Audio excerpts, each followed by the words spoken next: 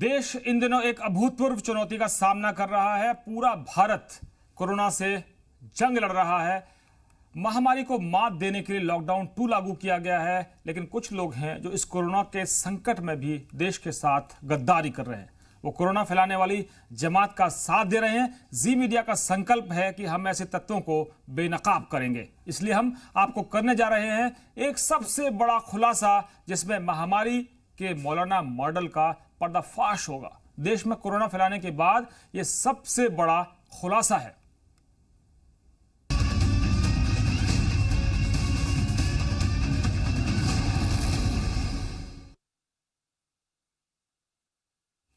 मौलाना साद ने कितनों को बांटा जहरीला प्रसाद और कितने जहन जहर से भर गए। इसी से जुड़ा है अब दूसरा खुलासा। आपको दिखाते हैं। यह खुलासा आपको सन्न कर देगा, दिमाग हिलाकर आपको परेशान कर देगा।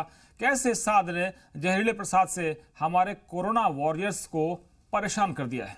झकझोर देने वाली वो तस्वीर दिखाएं। उससे पहले आपको मुरादाबाद के पत्थरकांड की 2 तस्वीरें दिखाते हैं। एक घर में फंसे पुलिसकर्मियों पर छतों से पत्थरबाजी की जा रही है और पुलिसकर्मी किसी तरह खुद को बचाते हुए दूसरी तरफ भाग रहे हैं।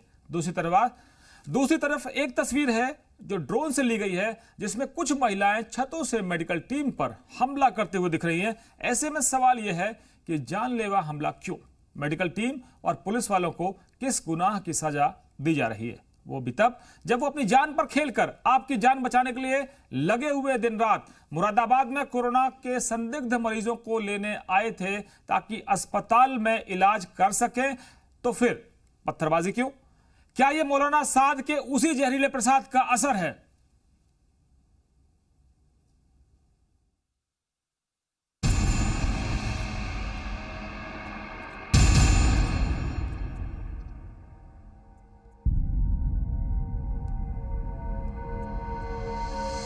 ये दिया, मैंने कहा आप हाथ ऐसे पकड़े रहना, मेरे पीछे बैठ जाओ, बैग रखो, ठीक है, और 10 किलो का आटा का पैकेट खरीदा।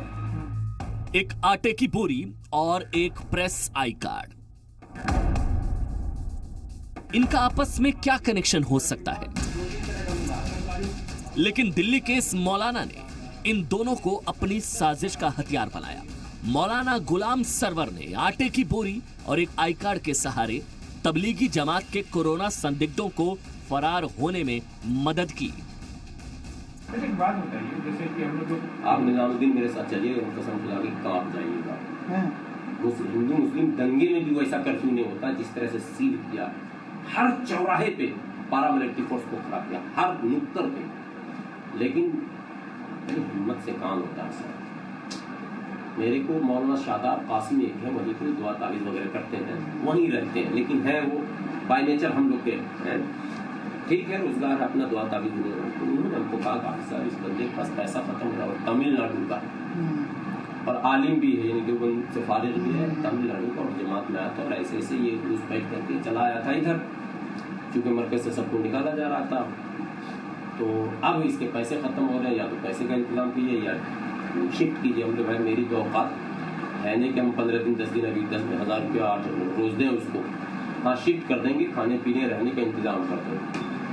तो बोला हम लोग क्या क्या सामान, टी शर्ट, वो जो नाइट में पहनते हैं, क्या बोलते हैं, ट्राउजर, वो लेके हम गए। ठीक है, हमने अंदर भिजवाया, हमने कहा टी शर्ट ट्राउजर पहनने बोलो, कार्ड दिया है, गले में टांग लो, ठीक है, और अंदर घुसा लो, यानी कार्ड बाहर नहीं रहना चाहिए, सिर्फ फीता दिखना चाहिए। माइक दिया राज सहारा का हाथ में, एक कुकरम नहीं करना पड़ता है। ये अरे भाई, ये बनाए हुए हैं, सब बनाए हुए हैं ना। ये दिया, मैंने कहा आप हाथ ऐसे पकड़े रहना, मेरे पीछे बैठ जाओ, बैग रखो, ठीक है, और 10 किलो का आटा का पैकेट खरीदा, क्योंकि उनका बैग था भारी, जमात वाले तो पूरा रखते हैं, दही उड़ी भी रखे हुए।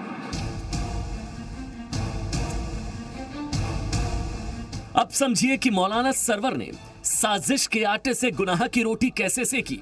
मौलाना सरवर जिस जमाती को अपने साथ लेकर जा रहे थे, उनके पास काफी सामान था और उनको बैठाया, 10 किलो आटा के ऊपर से वो रखा कट्टा। हमने कहा जितना, हमने कहा आप कुछ मत बोलना, कहीं भी कुछ भी मत बोलना भूल से, बाकी हम निपट लेंगे। बोले क्या? मैं सिर्फ कहना कि स्टाफ है, इससे आगे बोलना ही मत। मौलाना ने कहा कि वो पूरी दिल्ली में घूमते हैं, लेकिन प्रेस पास की वजह से पुलिस कभी उन्हें नहीं रोकती।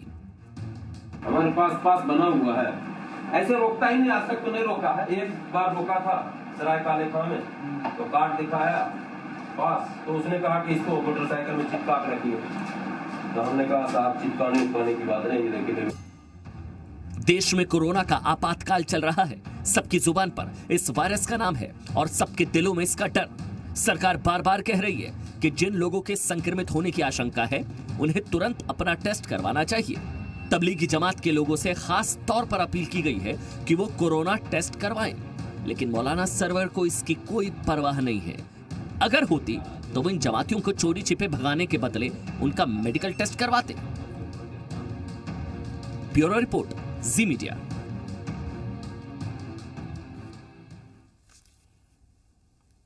तो आपने देखा कि एक तरफ मौलाना साद ने जहरीला प्रसाद बांट दिया है, दूसरी तरफ मौलाना गुलाम सरवर हैं जो वायरस फैला रहे हैं और अब पूरी मदद कर रहे हैं वायरस फैलाने वालों की।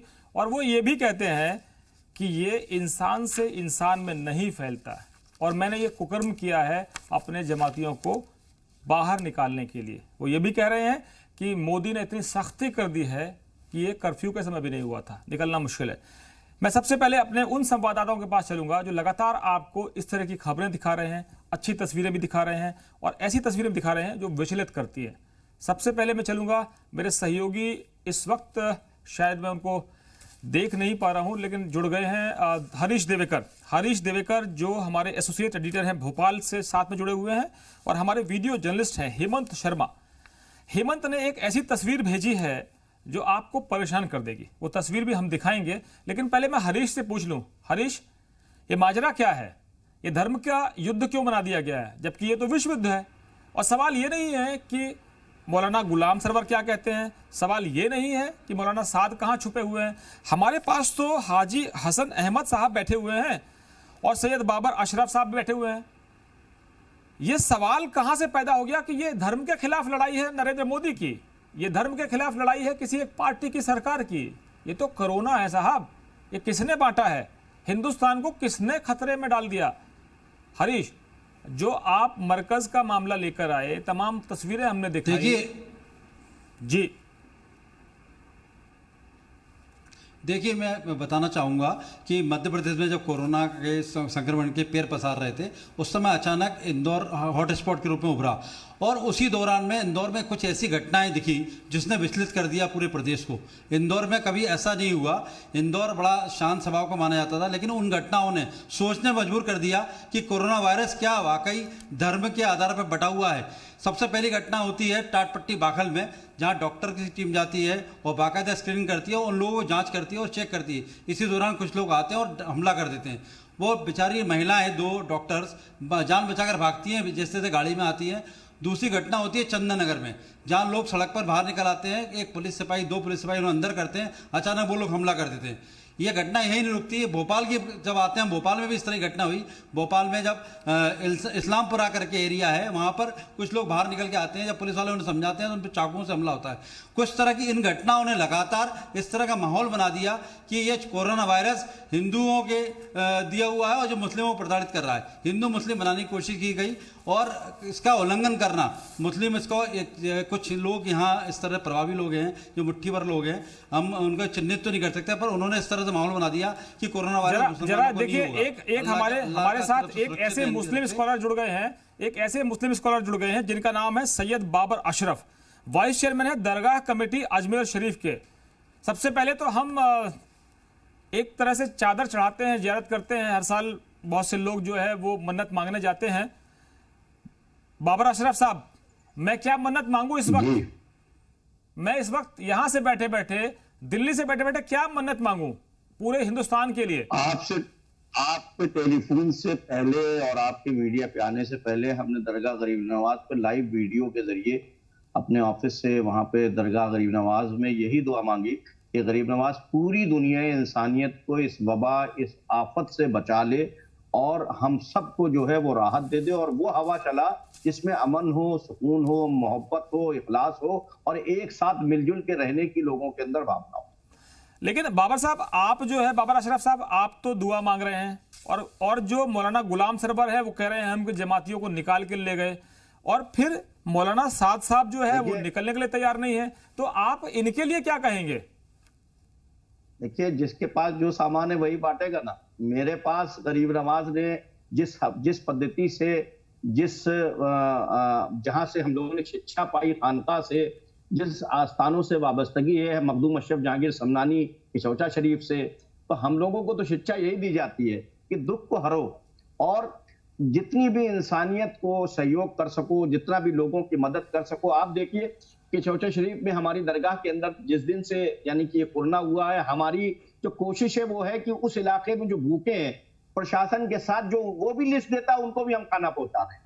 लखनऊ के अंदर ऑल इंडिया मोहम्मदी मिशन और हम सदाए सूफियाइन वाले दिनों रात लगे हुए हैं कि किसी तरीके से पैकेट बांट के, और वहां कोई डिस्क्रिमिनेशन भी नहीं। वहां ये है कि भाई यही धर्म है इस वक्त कि कोई रात को अगर भूखा सो गया तो समझ लीजिए ये कोरोना वायरस नहीं जाएगा। हमारे ऊपर आज की तारीख में डबल आफत है। एक ये है कि ये वबा ने घेरा है, दूसरी ये कि वो गरीब एक वबा में घिरा हुआ है जो भूख की वबा है। तो हम इस वबा से तो सरकार लड़ रही है, उसने दिशा निर्देश दिया है क्वारंटाइन कीजिए, अपने आप को अलग कीजिए, और हम उन चीजों का पालन कर रहे हैं। दूसरी से जिसमें हम मदद कर सकते हैं उस वबा में हम पूरी तरीके से सहयोग कर रहे हैं। तो इनके लिए क्या संदेश है? इस वक्त गरीब नवाज की सरजमी से मौलाना साद के लिए और मौलाना गुलाम सरवर के लिए क्या संदेश है आपका? इनके लिए तो कोई जगह ही नहीं है। इनके लिए तो मैं क्या बताऊं कि ये तो गम का फसाना किसको सुनाए। अब ये लोग कैसे स्टैब्लिश हुए, कैसे इतना बड़ा ताना बाना बना, कैसे इन्होंने जो है वो अपनी ऑर्गेनाइजेशन को खड़ा किया, किस तरीके से इसमें ये देखिए, मैं नहीं कहना चाहूंगा लेकिन ये कोरोना वायरस की लड़ाई पूरे हिंदुस्तान के नागरिकों की लड़ाई है। प्रशासन लड़ रहा है, पुलिस लड़ रही है, तंत्र लड़ रहा है, एडमिनिस्ट्रेशन पूरा सहयोग कर रहा है हर जगह पे जितना भी कर सकता है, और डॉक्टर्स तो बिल्कुल जाहिर सी बात है फरिश्ते के रूप में है इस वक्त, और जिनको हम जितना यानी कि मदद कर सके और जितना कर सकते हैं। जो आप अपनी सोचिए ना, आपको मालूम है कि हम जा रहे हैं और लौट के आएंगे कि हम लौट के नहीं आएंगे। इस हालत में भी वो दिनों रात 24 घंटे सेवा दे रहे हैं। तो हमें तो इस वक्त उनके लिए हार फूल माला भी अगर नहीं ले जा सकते तो दिल में कम से कम उनके लिए दुआएं और दिल में उनके लिए मोहब्बत हो। गरीब नवाज का पैगाम तो यही है कि पूरे मुल्क में अमन रहे, खुशी रहे, मोहब्बत रहे, और इस वबा से इस मुल्क को आजादी मिले। और साद जैसे लोगों को जो है वो कतई तौर के ऊपर जो है वो मैं बहुत उससे कहूंगा कि इन्हीं ने जो काम किया है वो जाने अनजाने में नहीं किया, क्योंकि इनकी जो ऑर्गेनाइजेशन है उसका ताना बाना बहुत बड़ा है, और इनको डे टू डे अफेयर्स की जो है वो जानकारी हासिल होती है। ये तो आप ये कह रहे हैं कि हम अपडेट हुए अगर 1 महीने के बाद, ये तो अपडेट हुए 1 महीने पहले ही कि दिस इज कोरोना वायरस किसी किस्म की वबा है जो दुनिया में फैली है, और जिसका जहर इतना खतरनाक है जिससे बचना बहुत मुसीबत पर। तो हम तो ये कह रहे हैं कि इनको 15 दिन पहले ही से अपनी तैयारियां शुरू करनी चाहिए थी, क्योंकि इनके पूरे आप देख रहे थे कि उसके अंदर जो लोग आए हुए हैं वो इंडोनेशिया से हैं, वो मलेशिया से हैं, वो जॉर्डन से हैं, वो कोई यूरोप का है। जनाब ये बताइए कि ये मरकज से लोगों को कब्रिस्तान भेज रहे हैं, मरघट भेज रहे हैं कोरोना फैला के, इनको खुदा कभी जन्नत में जगह देगा या फिर थोड़ा मुश्किल होगा? I can not become a जज। हमारे क्या जज बनना नहीं सिखाया, हमारे क्या इंसान बनना सिखाया और अच्छे काम करने सिखाया। जज तो ये लोग बनते हैं और फैसले देते हैं अपने कैसे। जो साहब ने कहा कि साहब हमको मर्ज नहीं होगा, क्या हम दिल की बीमारी से नहीं मरते? क्या हमारे यहाँ क्या नाम है एक्सीडेंट से मौत नहीं होती? क्या हम महफूज होते हैं? अल्लाह ने हमको जहन इसलिए दिया गया है, ये दिमाग इसलिए दिया गया कि हम अपने दिमाग को इस्तेमाल करें। और हिकमत, विनोद बंसल जी, इस्लाम का एक विनोद बंसल जी, हिकमत जो है वो अजीम अथासा है। विनोद बंसल जी, ये तो समझ लीजिए कि ऐसी धरती से बोल रहे हैं जहां से ये प्यार ही बांटते हैं और लोगों को दुआएं मिलती हैं। बाबर अशरफ साहब मौलाना गरीब नवाज की धरती से बोल रहे हैं। आप दिल्ली में हैं, मरकज का तांडव देखा आपने, मौत का प्रसाद देखा, साद का प्रसाद देखा, मरकज के लोग जो है मरघट चले गए, कब्रिस्तान चले गए। आदमी की जो इच्छा होती है कि अंतिम संस्कार जब हो तो 4 कंधे देने वाले मिले और 2 गज जमीन मिले। अब तो कंधे भी नसीब नहीं हो रहे। दिलीप जी बात बड़ी गंभीर है, थोड़ा सा समय दे देना मेरे को, काफी देर बाद। पूरा समय खुल के बोलिए। मौलाना साद ने प्रसाद नहीं बांटा, इसको थोड़ा करेक्ट कर लीजिए। इन्होंने जिहादी बम बांटे हैं देश के अंदर। जितने भी जो आत्मघाती दस्ते थे ना जी, अभी तक जो है इस्लामिक जिहादी आतंकवादी जो है आत्मघाती दस्ते तैयार करके दूसरी जगह भेजता था, इसने मौलाना साद ने अपने ही मरकज के अंदर ऐसे आत्मघाती बम तैयार किए जिसको कि जानबूझ करके कि ये जो बम है भारत को खत्म करने वाले हैं, उनको देश के अंदर चारों तरफ बिखेर दिया। और ये सीख देता रहा। जैसे इस्लामिक जिहादी आतंकवादी क्या करते हैं, आतंकवादी संगठन कहते हैं कि उनको जो आतंकवादी जो छोटे छोटे बच्चे हैं उनका ब्रेन वॉश करके कहते हैं कि तुम्हें जन्नत में जाओगे, बेहतर हुरें मिलेंगी, आपको ये दारू मिलेगी, उसको ये मिलेगा, उसको ये मिलेगा, इस तरह का लालच देते हैं। उसी तरह का लालच इस मौलाना साद ने दिया कि नहीं इससे कुछ नहीं होने वाला, आप मस्जिद में आइए, आपको ये मिलेगा, उसका आपको ये मिलेगा, आपको ये मिलेगा।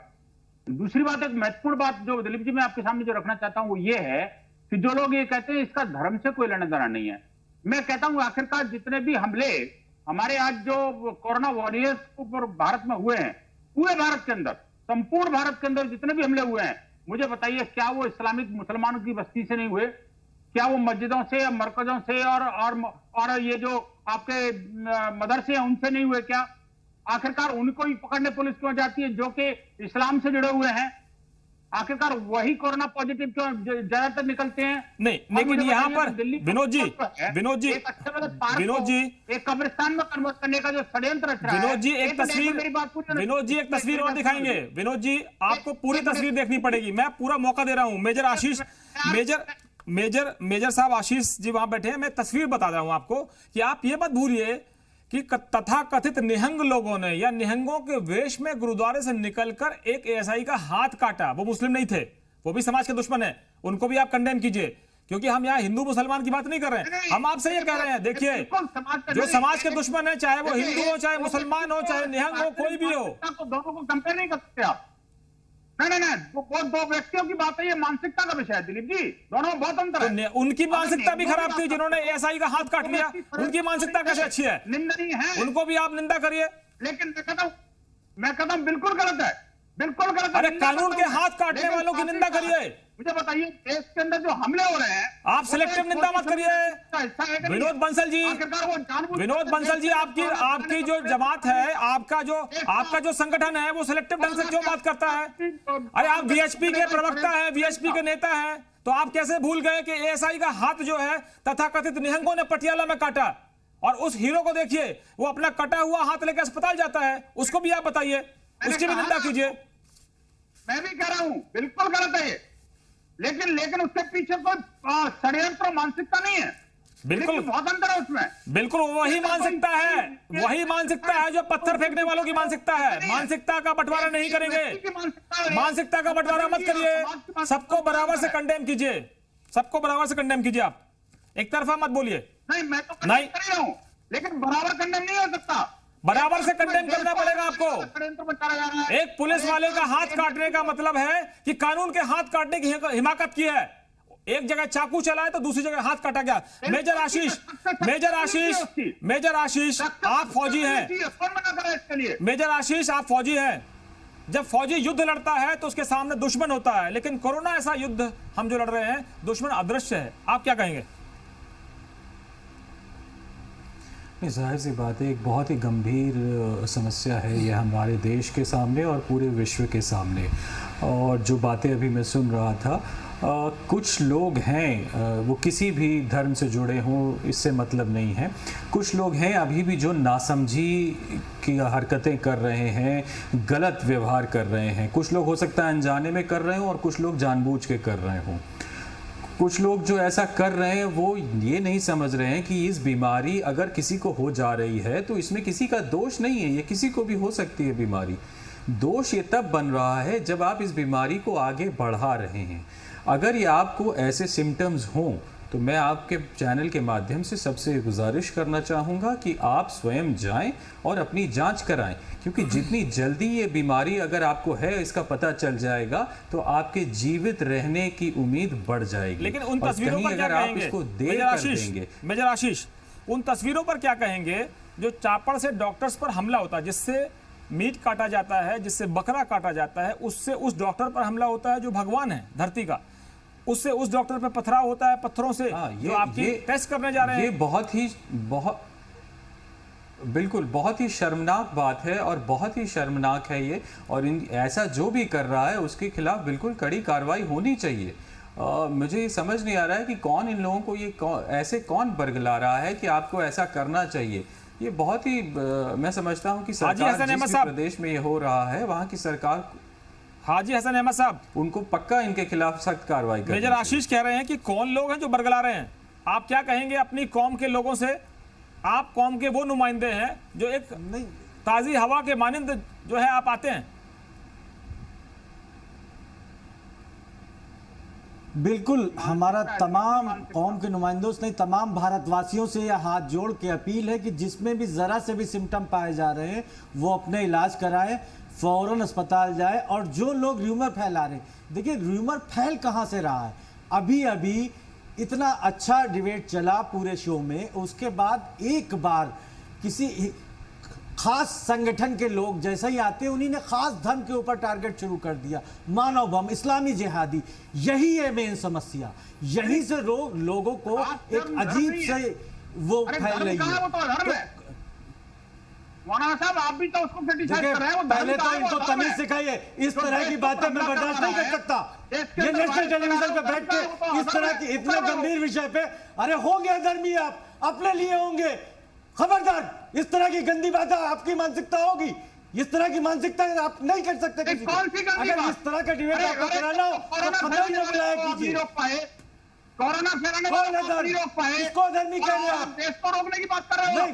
अरे कम से सरकार आपकी क्या कर रहे थे? अपनी नाकामी को छुपाने के लिए आप अरे मदरसे धर्म को ऊपर वो कर रहे हैं आप। समझ को छुपा वो। अरे कौन सा मदरसा? सारे विदेशी थे, सब एयरपोर्ट से आए थे। कहाँ थे आप? कहाँ सो रहे थे आप? क्या किया आज तक आपने 22-23 दिनों में? कहाँ छोड़ा है? सोया हुआ है आपका संगठन। पूरे देश में कहीं सड़क पर नहीं दिखाई दिया। सिर्फ हिंदू मुसलमान करने के लिए आते हैं, सिर्फ तमाशा करना चाहते हैं आप। शर्म आनी चाहिए। माफी मांगे भारतवासियों से आप इस बात के लिए। क्यों छुपा हुआ है वो? कौन आप जैसे लोगों की मानसिकता है, आप जैसे लोगों की मानसिकता है। इतने गंभीर विषय में जब सारी दुनिया जिंदगी और मौत से जूझ रही है तो आप हिंदू मुसलमान करने बैठे हैं। शर्म आनी चाहिए आपको। आप हिम्मत करिए। अरे हाजी हसन साहब टीवी चैनल पर बैठ के चिकनी चिपड़ी बातें करना आसान है, हिम्मत करके उनके खिलाफ फतवा जारी करना बहुत मुश्किल काम है। अरे हम तो बार बार कार्रवाई की मांग कर रहे हैं। कहाँ हो रहा है आपका इतना बड़ा संगठन? सिर्फ नफरत फैलाने के लिए आते हैं टीवी पे। वो कुकर्म कर रहा है। अरे पहली बात कही कि वो अपराधी है, उनके ऊपर केस दाखिल किए, उनको सख्त से सख्त सजा दीजिए। हम सरकार के साथ खड़े हुए, लेकिन आपका ये नहीं चलेगा कि इस्लामी जिहादी, मानव बम, इस्लामी बम, ये क्या तमाशा बना दिया आपने? बीमारी का भी मस्जिद में क्यों छुपा हुआ है वो? क्या कोई मंदिर में छुपा हुआ है? क्या कोई मंदिर में छुपा हुआ है? क्या कोई ऑफिस में छुपा हुआ है? जितने भी कोरोना संक्रमण के शिकार लोग हैं, जितने भी जिहादी हैं, लोग थे, टेस्ट कहाँ करवाया आपने अभी? अच्छा, अगर सिर्फ जमाती ही है तो ये जो आंकड़ा 10,000 पहुंचा है, 2,000 से 8,000 लोग कौन है? किस जमात के हैं? बीएसपी के हैं? आरएसएस के हैं? किस जमात के हैं बताइए। मुसलमानी क्यों है? बाकी लोग 10,000 में से 12,000 में अगर 2,000 जमाती थे तो बाकी के 10,000 कौन है? जवाब दे दीजिए। वो हॉटस्पॉट मुस्लिम एरिया क्यों है? आखिरकार मुस्लिम एरिया हॉटस्पॉट क्यों है? क्योंकि वो छुपे हुए हैं। और आप जैसे बांद्रा स्टेशन पे मजदूरों की भीड़ जमा हो तो आप दिखा देंगे कि जामा मस्जिद के सामने जमा हुए। बैठ के पढ़ना आसान है, लेकिन हिम्मत करके बहुत आसान है, बहुत आसान है। हम सड़कों पे निकले हैं, हम बार बार अपीलें कर रहे हैं, हम नफरत नहीं फैला रहे हैं, हम जिन्हीं ने गलती की है उनके ऊपर कार्रवाई की मांग कर रहे हैं। हम किसी धर्म से नहीं जोड़ रहे हैं, हम किसी धर्म से नहीं जोड़ रहे हैं, ना हम नफरत फैला रहे हैं, ना राजनीतिक रोटियां सेक रहे हैं, ना हमने बोर्ड लगाया है कि मुसलमानों का आना मना है। अब हमने कहीं बोर्ड लगाया है कि मुसलमानों का आना बना है, न किसी दुकान पे हमने बोर्ड लगाया है। अब मैं अजमेर जाऊं, मैं अजमेर जाऊं और लखनऊ जाऊं, मैं दरगाह में मत्था टेकूं, या लखनऊ में मेजर साहब से बात करूं, क्योंकि मेजर साहब वैसे ही एक योद्धा है, युद्ध लड़ते हैं। अक्सर जिंदगी में आपने देखा होगा कि जो सिपाही है वो जंग के मैदान में होता है या फिर वो ऐसी जगह होता है जहां पर दुश्मन का पता भी नहीं होता और गोले बारूद से चलते हैं। ऐसे ये कोरोना युद्ध है। आप दोनों जो बात रख रहे हैं, हमारा मकसद ये था कि आप दोनों जब बात रखेंगे तो पूरा देश सुन रहा होगा, पूरे जो लोग हमको देख रहे हैं वो सुन रहे होंगे। एक तस्वीर जरा और देख लीजिए। मकसद ये नहीं है कि गलत कौन है, मकसद ये बताना है कि भाई आप लोगों को समझ क्यों नहीं आ रहा है। हम तारीफ कर रहे हैं हाजी हसन अहमद साहब की, सैयद बाबर अशरफ साहब की, और हम विनोद बंसल साहब से भी कह रहे हैं कि तस्वीर के दो पहलू हैं। अच्छी तस्वीरें भी हम आपको दिखाते हैं कि इंदौर में जहां मुसलमानों ने पत्थर फेंके, मुस्लिमों को आरोप लगा, उन्होंने फूल भी बरसाए। अब एक तस्वीर देखिए, जरा दिखाइए, ये इंदौर की तस्वीर है, जरा इसको फुल फ्रेम में दिखाइए आप।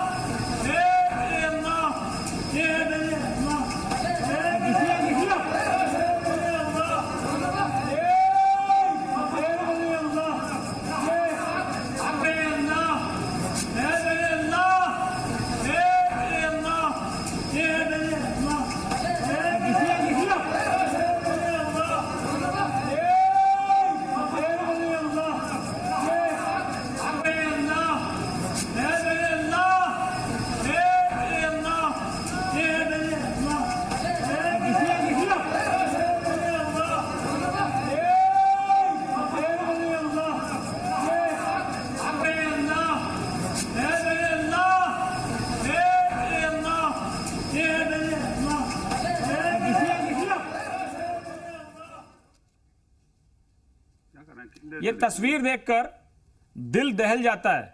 ये कोविड-19 पॉजिटिव एक मरीज है जो एक धर्म विशेष से संपर्क रखता है और मुस्लिम धर्म से जुड़ा हुआ है। उसको इस बात की चिंता हो गई कि वो इलाज जो कराने आया है वो खतरे में, उसकी जान खतरे में है, और उसने अस्पताल से रात में भागने की कोशिश की इंदौर में। और डॉक्टर्स भी परेशान है कि पकड़े कैसे, तो वो रस्सियों से उनको पकड़ने की कोशिश कर रहे हैं और वो जमीन पर लेटे हुए अंदर जाने के लिए तैयार नहीं है। गनीमत यह थी कि वो शख्स जो है वो वहां पर जो सिक्योरिटी लगी हुई थी या जो लोग वहां पर बाहर इंतजाम के लिए तैनात थे उनकी नजर में आ गया। इसके अलावा कई लोग भाग चुके हैं, पुलिस उनकी तलाश में है, और वो उसमें से ज्यादातर लोग कोरोना के पॉजिटिव हैं। कितना बड़ा खतरा है।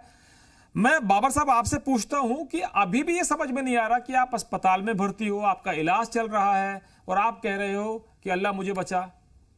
इस समय तो देश का भगवान, देश का खुदा, देश का अल्लाह, देश का वाहेगुरु, देश के वो भी जो भी ईश्वर आप मानते हो वो तो डॉक्टर हैं, अस्पताल हैं, नर्सेज हैं, उनके सहयोगी स्टाफ हैं।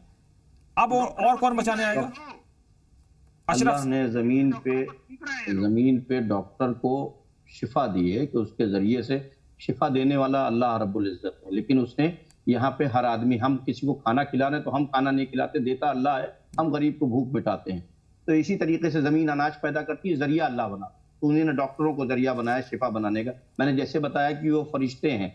एक चीज मैं आपको ये कहूंगा कि बंसल साहब ने यहाँ पे जो डिबेट थी, इतनी खूबसूरत डिबेट थी, इसमें हमने बहुत पहले ही कह दिया कि वी स्ट्रांगली कंडम, हम कंडम करते हैं, कंडम ही नहीं करते हैं, हम ये कहते हैं कि मौलाना साद ने गैर जिम्मेदाराना सबूत दिया है, उनके खिलाफ कार्रवाई होनी चाहिए, और उनके जो भी वाबस्ता लोग हैं उन्हीं ने अभी तक अपील नहीं की है अपने संगठन से। न मैं उनका स्पोक पर्सन, क्योंकि मेरी आइडियोलॉजिकली डिफरेंसेस भी हैं, तो ये समझा जाएगा कि मैं शायद उनके खिलाफ, उसके खिलाफ बोलता हूं, क्योंकि भारत में जो इस्लाम है ये 70-80 साल की उपज है, और इस उपज को बढ़ावा देना और यहाँ तक पहुंचाने में हुकूमतियों का हाथ है, जिन्होंने उनको एस्टैब्लिशमेंट देके यहाँ तक पहुंचाया है। ये एक लंबा विषय है। लेकिन बंसल साहब इस्लामिक जिहाद कह रहे नहीं, आप किसी इंसान को कह सकते हैं कि उनके जरिए फैला, लेकिन आप इस्लाम का मानते हैं। इस्लाम the name of peace, love, brotherhood.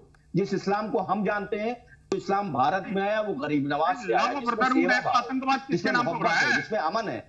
लेकिन आप भी दुनिया में नहीं, आप देखिए बहुत सी चीजें हो रही है, हिंदुओं में बहुत सी चीजें हो रही है, क्रिश्चियन से बहुत सी चीजें हो रही है। कोई आदमी आने वाले लोगों को आप प्रतिबंधित करिए। जो भी आतंकवादी फैलाता है, गरीब आप रोज आखिर क्यों उनको प्रमोट करते हो भाई? आप ये कर ही करते, मुस्लिम डोमिनेटेड एरिया है, वहां पर लोग ये जो कोरोना वायरस हमला न करें, आप क्यों नहीं कहते भाई? हिम्मत करिए ना।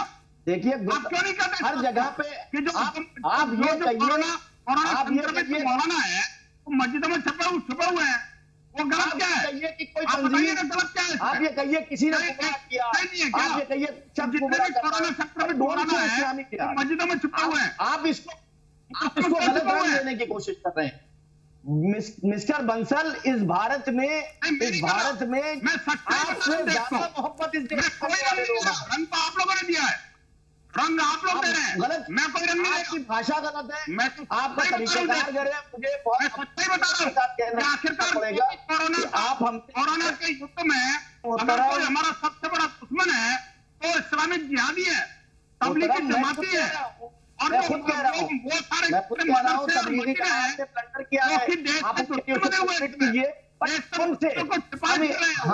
हम इस्लाम के मानने वाले हैं, मुसलमानों की बस्तियां हैं, उनसे इस्लाम बने हुए हैं, वो इस्लामिक बस्तियां हैं, गलत कर सकता है। आप धर्म कर सकते, हमले कर रहे हैं, पैरामिलिट्री फोर्सेस पर हमले कर रहे हैं, और वो जो डॉक्टरों पर हमले कर रहे हैं, डॉक्टरों को चुक रहे हैं, डॉक्टरों के नर्सों के साथ असली हरकतें कर रहे हैं, और जो क्वारंटाइन में रहते हुए वहां पर मस्जिद में नमाज पढ़ रहे हैं। विनोद बंसल जी, विनोद बंसल जी, आप लैट्रिन कर रहे हैं, आप कौन है भाई?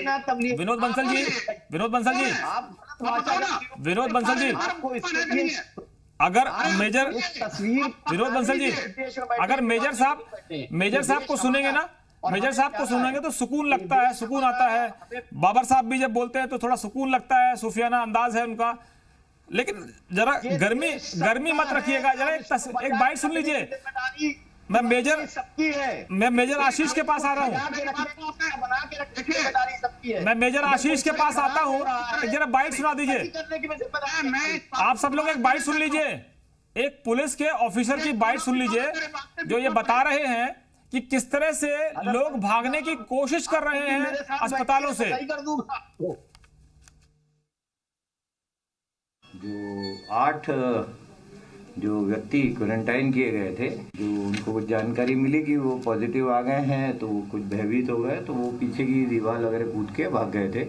इनकी तलाश की गई, तो इसमें से 3 जो व्यक्ति हैं उनको पकड़ने में सफलता मिली, और ये तीनों जो पकड़े गए तीनों कोरोना पॉजिटिव हैं, और अन्य जो हैं व्यक्ति उनकी तलाश की जा रही है। मेजर आशीष, जिनका इलाज हो रहा है वो भागने की कोशिश कर रहे हैं, लोग पकड़ने वाले परेशान है कि अगर हमने इनको छू दिया तो हमको कोरोना हो जाएगा, रस्सी डालना पड़ रहा है, हाथ पैर पकड़ने पड़ रहे हैं, क्या करें, वो भी जान देने के लिए बेचारे मजबूर हैं।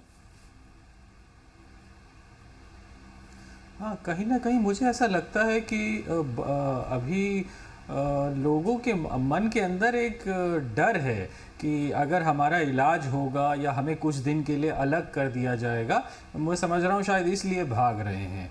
और कुछ लोग ऐसे हो सकते हैं बहुत ही कम जो जानबूझ के ऐसा कर रहे हों, और मुझे ऐसा लग रहा है बाकी लोग के मन के अंदर कोई एक भय है कि अगर ये बीमारी हमें है और इसका पता चलता है और अगर हमें हॉस्पिटल में ले जाएंगे तो न जाने हमारे साथ क्या हो जाएगा। जी सहमत नहीं है क्या मेजर साहब से? मुझे ऐसा लगता है ये भय, मेजर साहब से सहमत नहीं क्या? इस भय के कारण जो है, बताइए तो फिर क्या कह रहे हैं लोग ऐसा कर रहे हैं, आप ही बता दीजिए क्या कह रहे हैं। है मेरे को लग रहा है जानकारी कम है।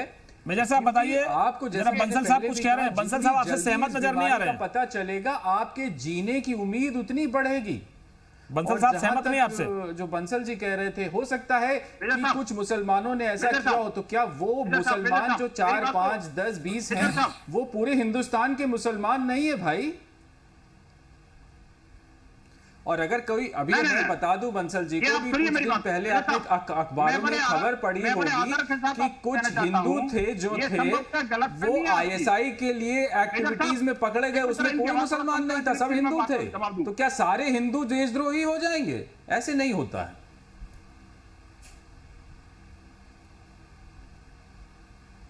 देखिए दिलीप जी, मैं बड़े आदर के साथ मेजर साहब को कहना चाहता हूं, ये देखिए जनरलाइज आप कर सकते हैं अगर मानसिकता का प्रश्न हो। अगर एक व्यक्ति ने गलत किया है, 2 व्यक्तियों ने गलत किया है, 10 व्यक्तियों ने गलत किया, तो निश्चित रूप से वो व्यक्ति दोषी है। लेकिन अगर एक मानसिकता ने गलत किया है, एक पूरी बस्ती एक उसको सेट चीजों को फॉलो कर रही है, आखिरकार एक जो है मुसलमानों की जो आराधना स्थल जिसे कहते हैं मस्जिद है, आखिरकार ये तबलीगी जमाती मस्जिदों में क्यों छुपे हुए भाई, मदरसों में क्यों छुपे हुए हैं? और जो कोरोना हॉटस्पॉट है देश के अंदर, उसमें 80% मुस्लिम एरिया क्यों है?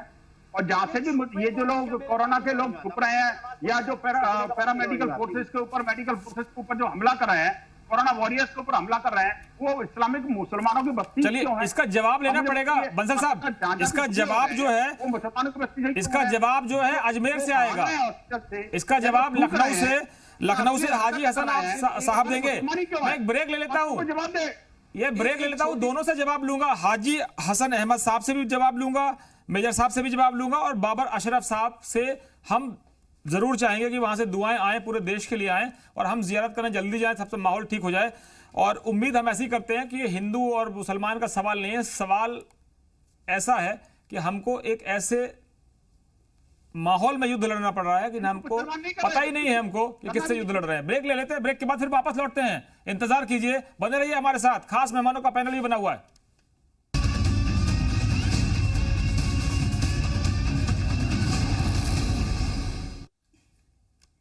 ब्रेक के बाद आप सभी का स्वागत है। और देखिए, जब आज जी मीडिया बड़ा खुलासा, बड़ा ऑपरेशन मौलाना साद को लेकर कर रहा है, और इस बीच ये बड़ी खबर आई है इसी से जुड़ी हुई कि दिल्ली पुलिस क्राइम ब्रांच के सूत्रों के हवाले से ये बड़ी खबर आपको बता दें कि मौलाना साद के बैंक अकाउंट में विदेश से मोटी रकम आई है। सूत्र ऐसा बता रहे हैं, निजामुद्दीन मरकज के प्रोग्राम से कुछ वक्त पहले ये रकम आई थी, जब दिल्ली के निजामुद्दीन में मरकज की शुरुआत हुई थी, जब ये सभी मरकज में शामिल लोग, जमात में जुड़े जो लोग हैं, वो यहाँ पर पहुंचे थे मरकज में शामिल होने के लिए, उससे पहले ये रकम विदेश से आई थी। ये बड़ी जानकारी मिल रही है।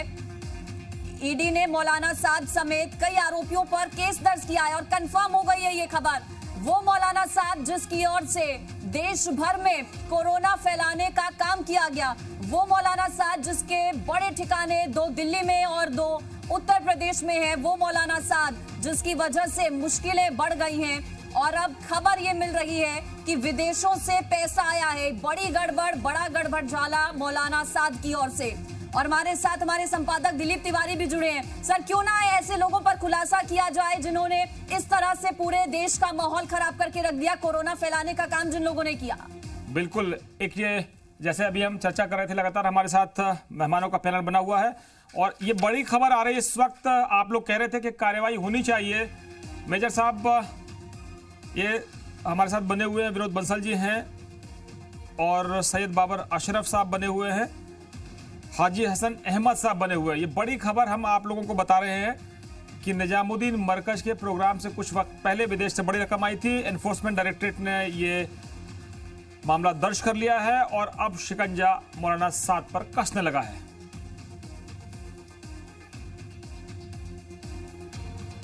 मनी लॉन्ड्रिंग का केस है। तो सीधे चलते अपने मेहमानों के पास।